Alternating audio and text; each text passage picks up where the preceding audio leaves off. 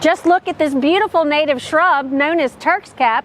It's a member of the hibiscus family, and it is just blooming here in the fall despite our drought that we've had for over a month now.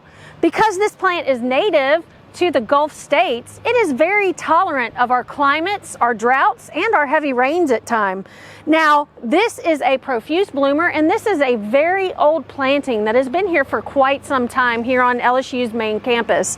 Now, it does die back in a hard freeze every year, but it comes back. And just look at the growth. This can get up to 6 feet, sometimes up to 9 feet in height. And again, it produces all these beautiful red flowers that don't ever completely unfurl. And you know who just loves them?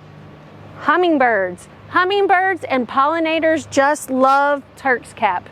Now, this will bloom, like I said, in the shade. It can tolerate sun, and some places it will grow in full sun.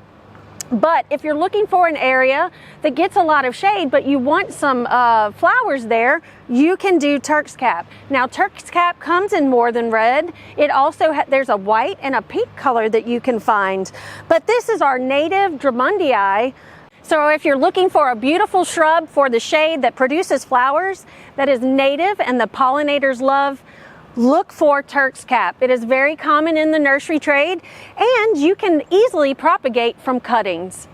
For Get It Growing, I'm Heather Kirk-Ballard with the LSU Ag Center.